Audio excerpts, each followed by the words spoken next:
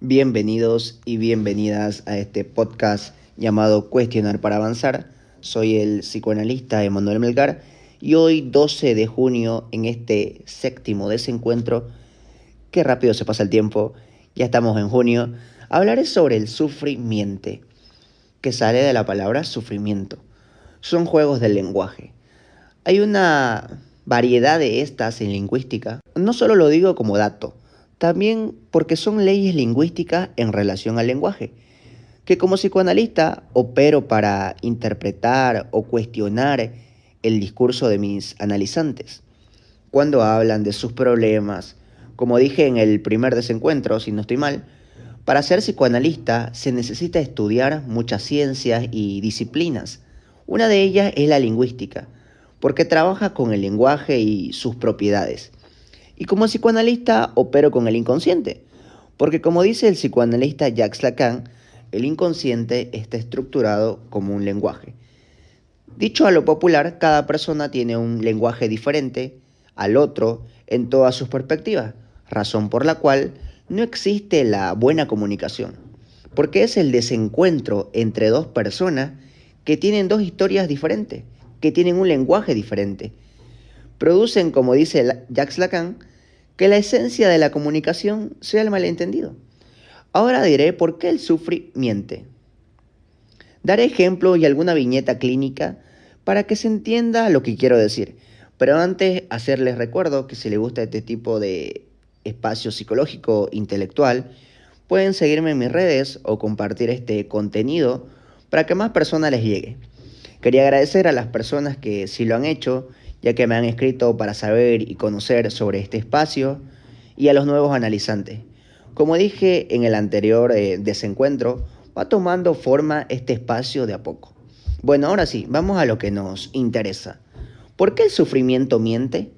En la actualidad, en esta época, en este siglo XXI, la sociedad se ha empapado, por decirlo de alguna manera, de discursos de la psicología, de la psiquiatría, difundiendo cada año diversas enfermedades mentales como la depresión, ansiedad, ataques de pánico, trastornos obsesivos compulsivos y muchos más.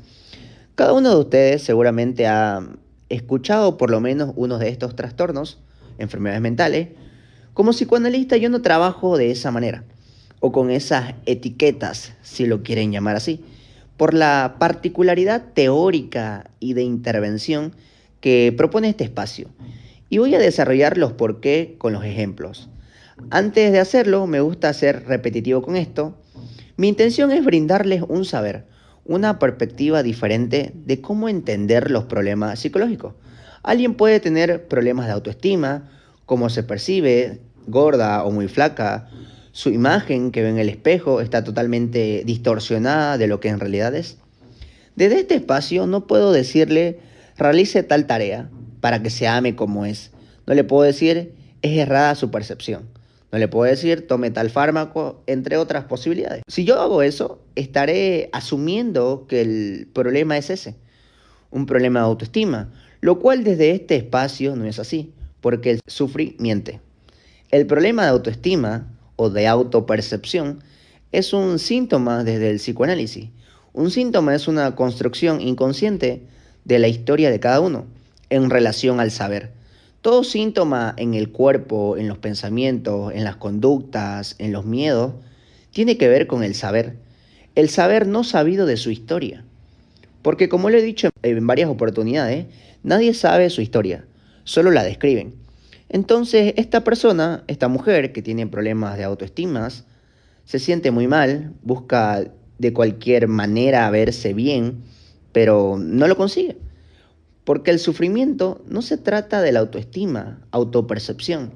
Es solo una expresión de partes de su historia, que este espacio le brindará para saber realmente qué encubre, de qué está formado este problema de autoestima. Por eso no doy herramientas o consejos, porque el problema no es el autoestima, como sí lo consideran las demás prácticas psicológicas. Porque siguiendo con el ejemplo de esta mujer, las preguntas a cuestionar es ¿por qué se percibe de tal forma? ¿Por qué no le agrada a su cuerpo? ¿Por qué haga lo que haga no se siente a gusto? En cada caso, ante cualquier problema, siempre lo importante es el caso por caso. Cada historia es diferente, razón por la cual ninguna es causada o formada por lo mismo. Desde el psicoanálisis, ya que estamos hablando de la autoestima, mencionaré los puntos importantes que producen este tipo de problemas. Yo lo hablé en otro desencuentro, pero hoy lo asociaré con el sufrimiento. Estamos en una sociedad, en una época donde la imagen tiene un valor impuesto por el deseo del otro, es decir, la sociedad y la cultura, donde hay que verse de determinada manera, un cuerpo hegemónico, es decir, ideal para verse bien. Eso que podría parecer algo sin importancia es fundamental. El mercado en su momento creó la Barbie. Sí, este producto que muchas personas en su infancia han utilizado para jugar, esta muñeca siendo el primer objeto de juego, tiene incidencia en cómo este infante percibirá el cuerpo femenino.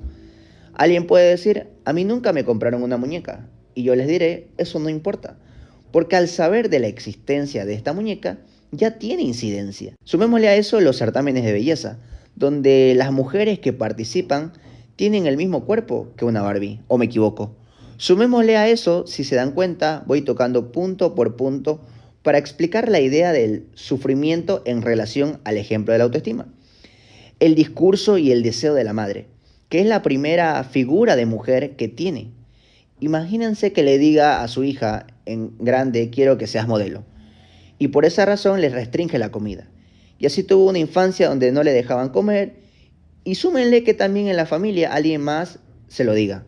O viceversa, que coma mucho, que se alimente, la perspectiva que sea, está en función al deseo del otro. ¿Cómo responde cada mujer o cada hombre ante esos deseos exteriores? Para que tenga o no tenga problemas graves, leves de autoestima.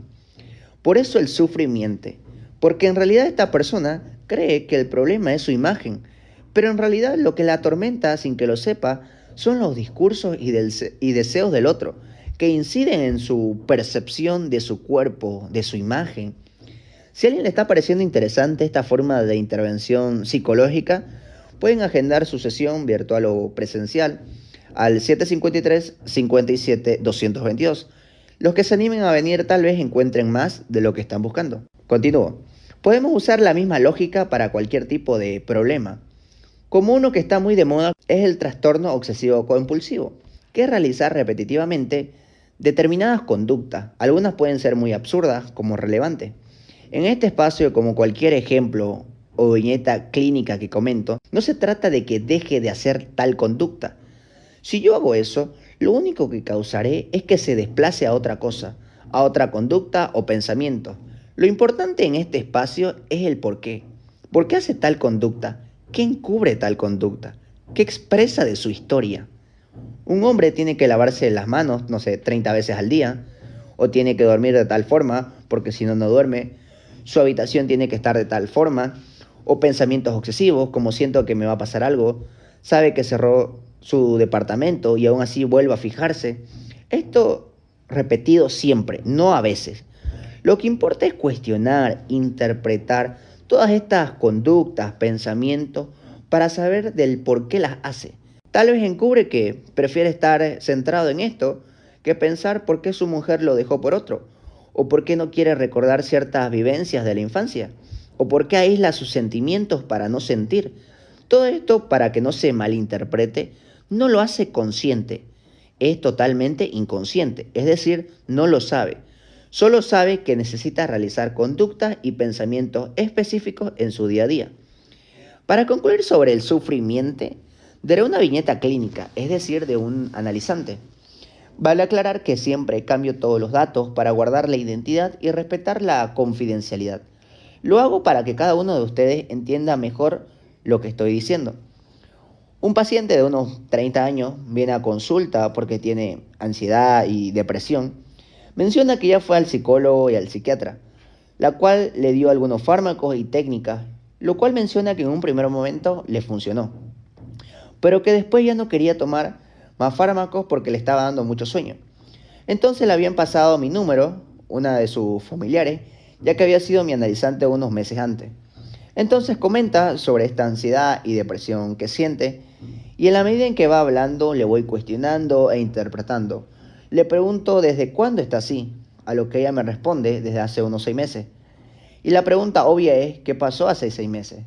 Lo cual ella responde, no sé. Le sigo preguntando para que vaya asociando, es decir, recordando, y dice, bueno, hace 6 meses cumplió un año más de muerta mi tía. ¿Quién era y quién era esta tía? Le pregunto. Esta tía fue la que me crió como mi madre.